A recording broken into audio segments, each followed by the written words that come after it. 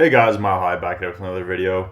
In today's video, I'm going to be going over a similar army to what I uploaded yesterday, but instead of super bowlers, I found a new way to use super witches. I do enjoy using super witches, but I don't even have the fireball, so I don't have really the best equipment to even run super witches, so I was kind of looking for an alternate way to use them, and I think I found it. This is actually a really fun way, and it's also way easier than running a fireball, just because a fireball can be so risky. If you get a Tesla or something that pops and you fireball to the outside of the base, it's detrimental to your attack. So here's the army. For equipment, I'm running the Rocket Spear and the Electro Boots on the Royal Champion, but if you have the Hog Puppet, I would run that over the Rocket Spear. Mine's just way too low of a level to even be viable.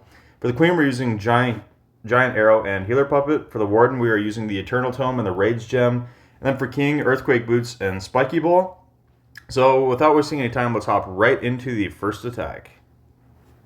Alright, so into the first attack, all you want to do, basically just like a normal Root Rider attack, you just want to use your Royal Champion and keep her invisible to break the ring of defenses, or just set a funnel for pathing for your Root Riders. And your Root Riders are just going to be followed up by your Super Witches. And you have healers as well, so it's really powerful. That's why I don't need the Healing Tome on the Warden. And you know, Super Witches are really slow, so that's why we're running the Rage Gem. But I'm doing the trick where you overlap the invisibilities for the Spirit Fox just to keep her alive.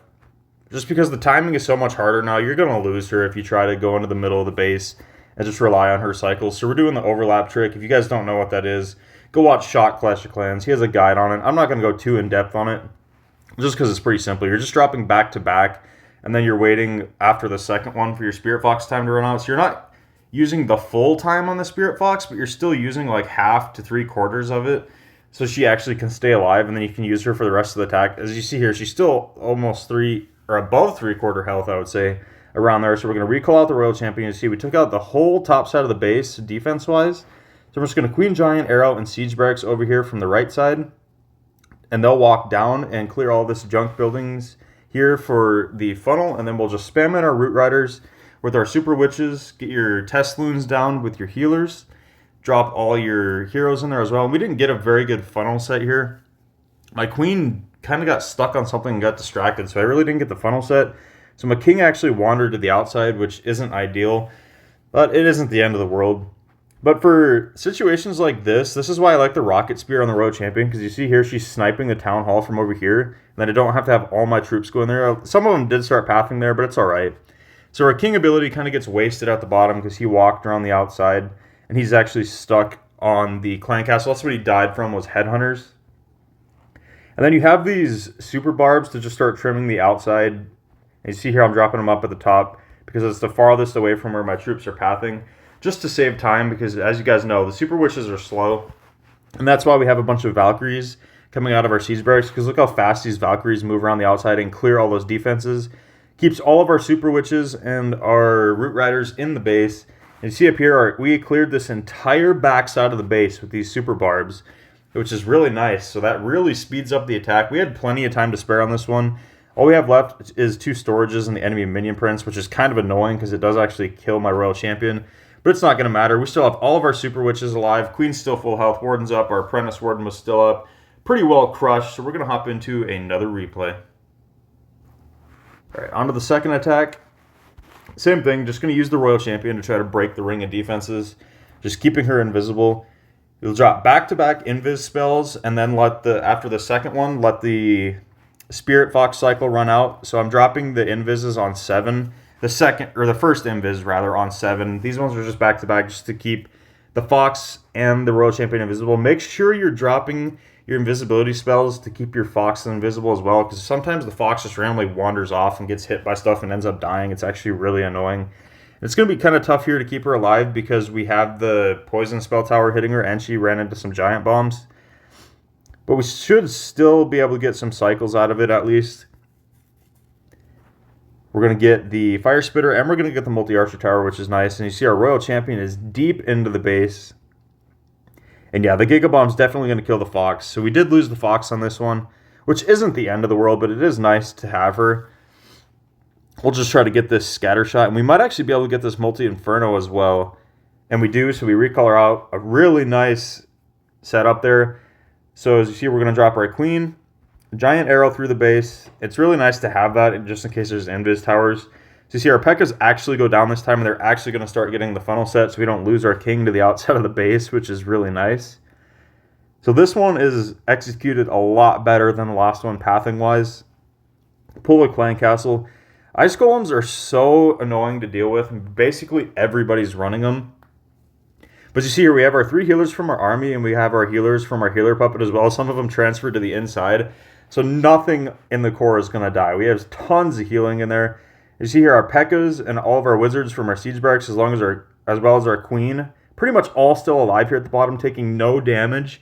So we are absolutely destroying this base. It stands no chance. Everything packed up, just going in a nice little loop around the base. That's what's nice about being able to break the ring of defenses with your Royal Champion. It just leaves us a nice path, a nice U shape all the way around the base, so all of our troops stay grouped together and don't all wander off and die. And I'm trying to see what all we have alive here. I'm pretty sure, yeah, I see all 3 of our Super Witches definitely alive. We still have our P.E.K.K.A., at least one P.E.K.K.A. from our Siege Barracks is still alive. King's still alive. Our Warden's still full health, obviously. Our Queen's still full health. Yeah, we did lose our Royal Champion, but that was basically it. Basically, the rest of the army's alive. And I'm trying to get some Super Barbs to target the wall up here just to try to break through that wall and get the collector and the storage, but it didn't matter. We had time to spare on this one. It wouldn't have mattered.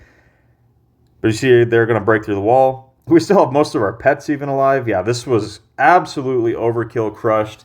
This is a really fun attack. If you guys want to use Super Witches, but you aren't good with Fireball, this is definitely the way to go. So I'm going to hop into one more attack. All right, on to the last one. I hate these kinds of bases with the big invisibility tower island in the middle. These are really frustrating.